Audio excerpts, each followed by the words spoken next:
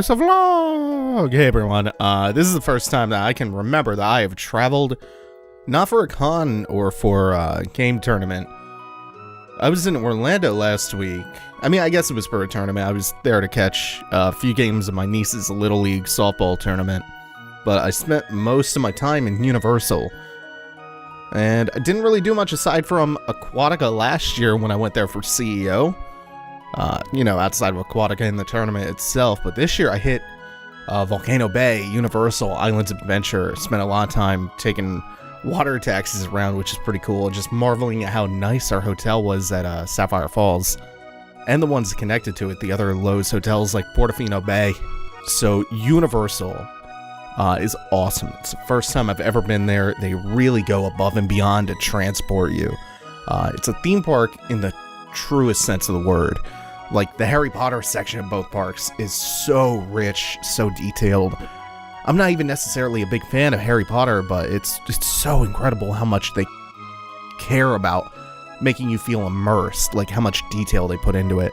Everything from like the wand ceremony to all the little parts of the park where you can wave a wand around and make something happen, like displays and windows come to life, or you make bricks pop out in the alley or something. The train to Hogsmeade, the one that takes you from one park to the next. They even make that feel like a ride because they shut you in a train cabin and there's stuff going by in the windows, like they're playing scenes out. And then on the opposite side of the window, like by the door that they shut you in the cabin, there's like characters from the books passing by, and there are scenes happening outside, and there's lightning flashing, and the lights are flickering in the cabin. It's so cool. It's wonderful. There's a dragon atop Gringotts Bank that randomly breathes fire. It's so cool when you catch that. And yeah, I tried butterbeer too. It's tasty, but I cannot drink a full cup of that. It's like a mix of butterscotch, root beer, and cream soda. It's really sweet and really heavy. And that's just one part of the park. Like, there's a whole Simpsons section of Universal. In Islands of Adventure, there's a Jurassic Park themed section. There's Marvel superheroes, Dr. Seuss Land. There's a whole like Toonland with Woody Woodpecker and Dudley Do-Right and shit. So you go there and it's stupidly expensive, but you're really getting like 6 or 7 parks under the umbrella of 1 or 2. So I honestly think it's worth it. Oh, and then the rides. So let me see. There's 2 kind of hybrid animatronic VR coaster rides in Harry Potter. I did both of those in the 2 Harry Potter parks.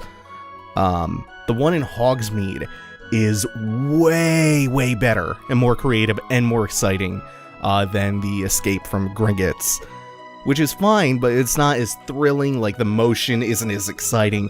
They don't use much in the way of the animatronics like the other one does, so it's a lot of CG, a lot of the VR stuff. Kind of felt like it was building to a climax that never came. I still like both of them, and this marriage they have of like indoor D-Box style coasters with animatronics all over and VR style CG all over the walls is so brilliant. It's so engaging. Like, it's ingenious in pulling you in and making things even more exciting because you're seeing yourself, atop a flying broom, driving at Mach speeds and diving and dipping and doing all these maneuvers while you're on the coaster, and the coaster's mimicking that movement. It makes you feel so present in the scene they're creating for you. It's magical how well that works. There's Rip Ride Rocket, whatever that coaster is called. It's the giant one with a sheer vertical climb. It's neat. It's like Nitro at Great Adventure. There's Terminator, which I thought it was going to be another one of those kind of experiential rides. It's more like a 3D stage show. It was a little boring at first, but it picks up at the end and ends pretty strong. Simpsons Land was the part of that half of Universal that I was most looking forward to. The food is dire. It's really terrible. The one thing I was really looking forward to from like the refreshments was going into Moe's Tavern and having a Flaming Moe. Now, first off, the Flaming Moes are non-alcoholic, which is dumb, but I can understand, even though in the same building they serve Duff beer, like totally alcoholic Duff beer. And second, I was there at like 11 a.m. So really early in the morning. They were out of Flaming Moe's for the day. That sucks. Like, that's terrible. And then, you know, the big major ride there, aside from the Kang and Kodo's Tilt-A-Whirl, which is okay, is the Krusty Land ride, which while you're waiting in line, they show a bunch of clips from the show while you're kind of snaking through the line. That's fun. Like, they do a lot of that stuff at Universal, I've noticed. Like, they give you something to gaze at, or something to look at, or something to keep you entertained while you're in that long, boring line. That's nice. The ride itself felt like a much less active version of, like, Escape from Griggets or something, one of the Harry Potter rides. And it's all, like, CG Simpsons, not even, like, properly hand-drawn animated stuff, and just, like, a D-box seat instead of being a full coaster.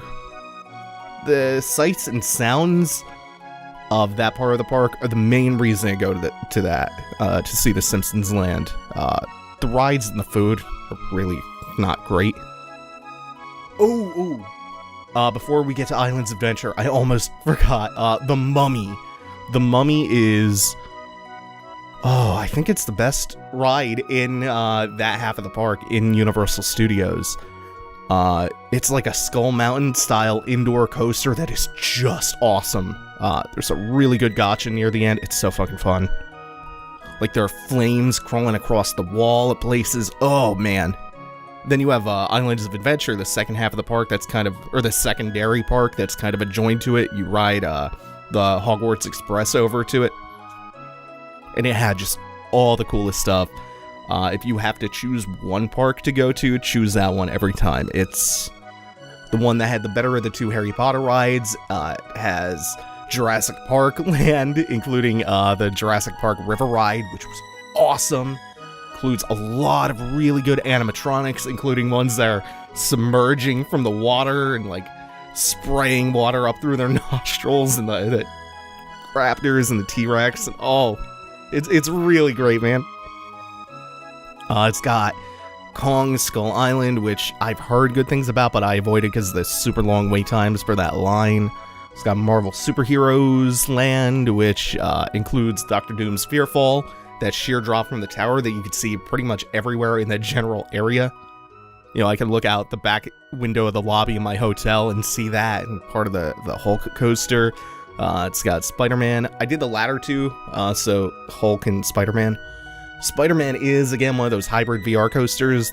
It's just a good time. It's not amazing, but it's quite good. But the Hulk, holy shit, the Hulk. I'm gonna get back to that in a second, but right outside the Hulk, there are lockers that you activate with your entry pass to the park. I accidentally locked my ticket to the park, my admission ticket, inside the locker. So I had to go over and get an attendant to unlock it for me. I got curious, so I asked her, like, so how often does this happen? Because the park is packed. She's like, oh, yeah, we used to keep tally, but we couldn't keep up anymore. The most we ever had in one day was 2,000 people. They let 1,000 people through that ride an hour. Holy shit. So anyway, back to the coaster itself. The Hulk is one of the best, most insane coasters I've ever been on. It is so fast, and the size and scale of it, it's enormous. Holy shit.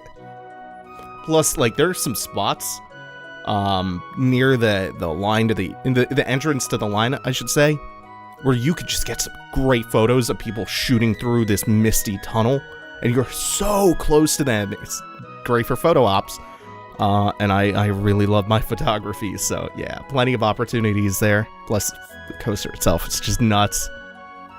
Yeah, probably two of my 4 favorite rides of all time came out of Islands of Adventure. 2 are from Great Adventure near my house. Well, not that close, like 30, 40 minutes away. King Dekan Superman.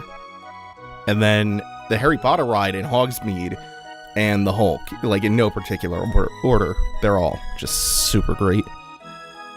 Plus there's City Walk at night, which is gorgeous. I'm a real sucker for any water feature near a really colorful neon place, because you get those beautiful multicolored lights reflecting off the water. It's just pretty.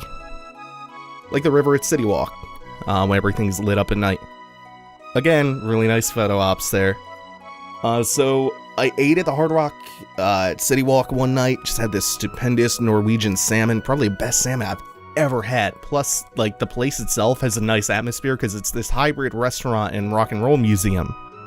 So it has just the coolest ambience, and we were seated on the balcony overlooking the bar and the replica of Elvis's pink Cadillac, which was neat. And then you contrast that with another night where we all went out to eat at Golden Corral. I had never been to a Golden Corral before, and I'm probably never going back to one. It's like this fast food tier quality, all-you-can-eat buffet. Holy shit, that place is absolutely dismal to be inside. Like, I had some decent popcorn shrimp and some honey sesame chicken that was okay. But, like, oh my god, it's so depressing in there. Holy shit. Every restaurant in Philly Airport should just be a Golden Corral because their atmosphere fits so well together. They're both just, like, life-draining, color-draining places. Yeah, it was the bulk of what was noteworthy about my time in Orlando this year. I didn't think I would ever go back because that climate in Florida is dreadful for me and my personal hell, because you step outside and you're just sweating immediately without having to do anything. It's just so humid and so hot, but I'm actually glad that I had an excuse to go back to Orlando, because I didn't get to go to Universal my first time there. And that was a super good experience, despite how much I hate that weather. And who knows, I might go back again so I can hit Gatorland, the Kennedy Space Center, Winter Lake Park, a bunch of stuff that I missed out on. Disney, still haven't done that. I know that we have some Florida natives in the community. Does it ever get more temperate there? Like, more tolerable? Like in late December or early January, or is it just always miserably hot and humid year-round? I don't know, let me know. Thanks for watching, everyone. Take it easy. Have a good one.